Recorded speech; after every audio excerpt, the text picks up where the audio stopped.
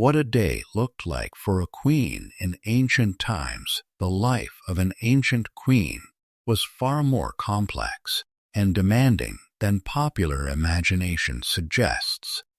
Behind the gold and jewels lay a world of intricate rituals, political maneuvering, religious duties, and constant public scrutiny. From dawn to dusk, a queen's day was carefully orchestrated, balancing personal needs with the weighty responsibilities of ruling an empire or supporting a king's reign. Long before the sun painted the horizon, an ancient queen's day began in darkness. The first sounds weren't birds singing, but the soft footsteps of trusted servants entering the royal chambers. Privacy, as we understand it, was a luxury queens rarely enjoyed.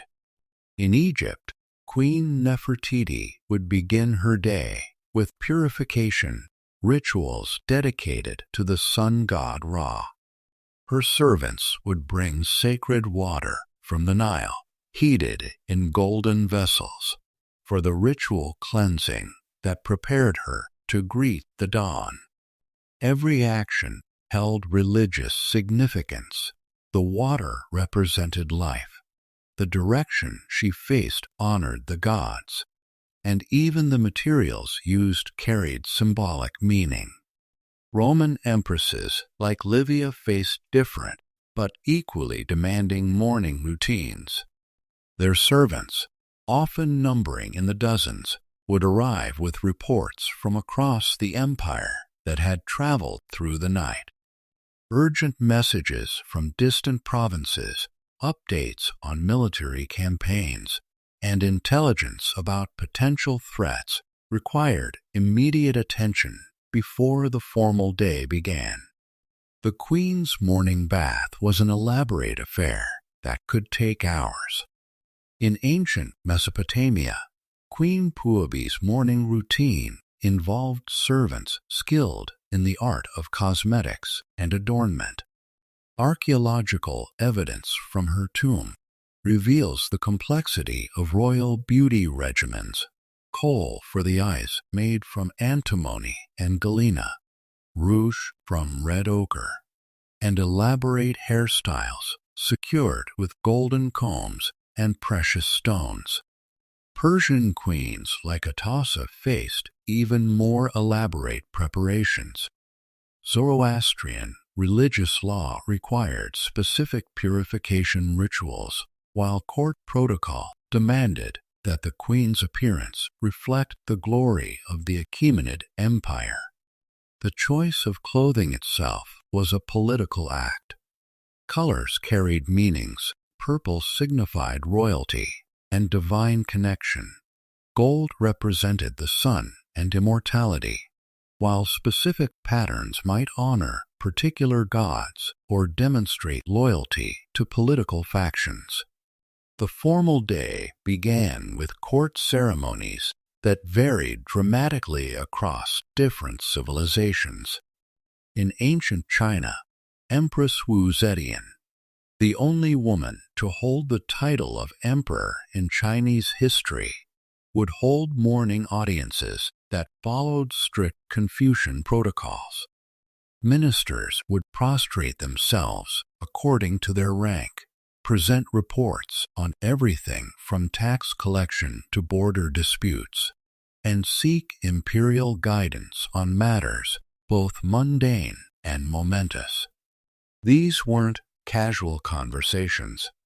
Every word the queen spoke would be recorded by court scribes and could become law or precedent.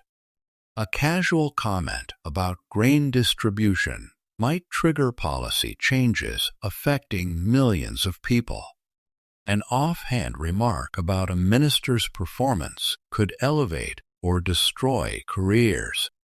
Queens learned to speak carefully, strategically, and with full awareness of the consequences of their words. Egyptian queens like Hatshepsut faced unique challenges during morning court sessions. As one of the few women to rule as pharaoh, she had to constantly assert her legitimacy while fulfilling the religious role that pharaohs traditionally played.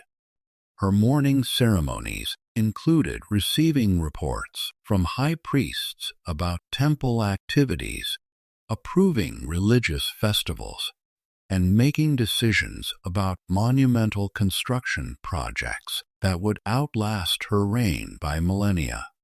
The bulk of a queen's mourning was consumed by administrative responsibilities that modern people might find surprisingly complex and detailed. Roman empresses didn't just wear crowns and attend banquets. They managed vast household budgets, supervised extensive staff, and often controlled significant political influence behind the scenes.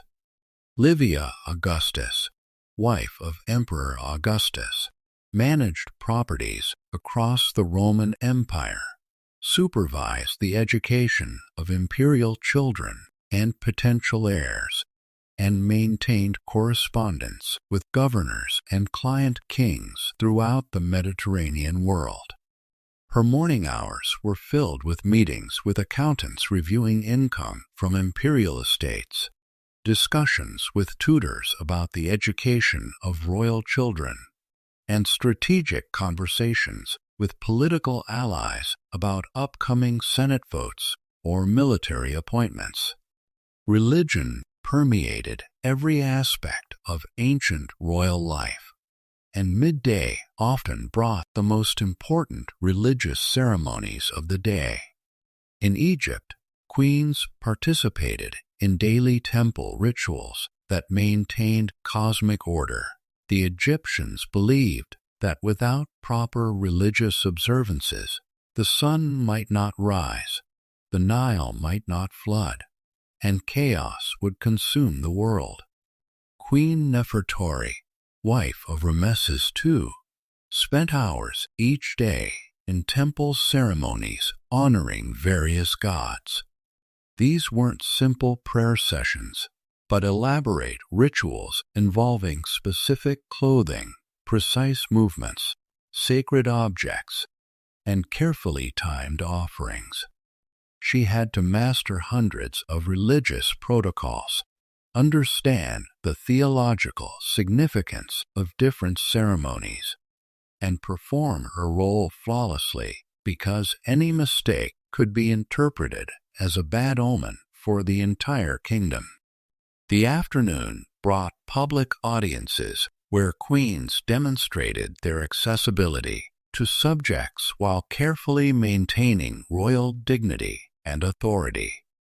These sessions required extraordinary political skill. Queens had to listen to complaints, petitions, and requests from people across the social spectrum while making decisions that balanced justice, political necessity, and available resources.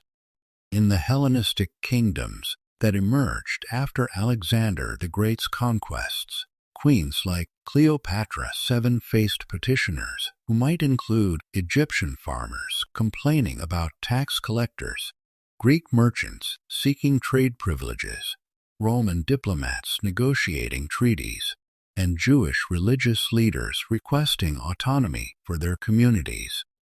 Each group had different expectations, spoke different languages, and operated according to different cultural assumptions about royal authority and proper behavior. These audiences were also performances where queens demonstrated their wisdom, compassion, and strength to audiences that extended far beyond the immediate petitioners. Stories of royal decisions spread throughout kingdoms, affecting the queen's reputation and her ability to command respect and obedience. Byzantine empresses like Theodora used public audiences as opportunities to advance social reforms and demonstrate their power. Theodora, who rose from humble origins to become one of history's most influential empresses used these sessions to protect women's rights, support religious minorities, and demonstrate that imperial authority could be exercised with both strength and compassion. The late afternoon brought private meetings where much of the real political work of queenship took place. These sessions, hidden from public view, involved delicate negotiations, strategic planning, and the kind of political maneuvering that determined the fate of kingdoms. In medieval Byzantium, empresses spent hours in political discussions that shaped imperial policy. They met with military commanders planning campaigns, discussed taxation policies with financial advisors, negotiated marriage alliances that would affect international relations for generations, and managed the complex relationships between competing court factions. These meetings required extraordinary diplomatic skills. Queens had to understand not just what people said, but what they meant, what they wanted, and how to balance competing interests without creating dangerous enemies.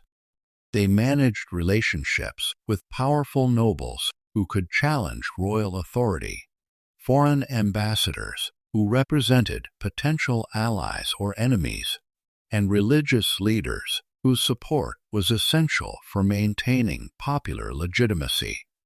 Despite their public roles, ancient queens were also expected to fulfill traditional family responsibilities as wives and mothers. However, even these personal duties carried enormous political significance.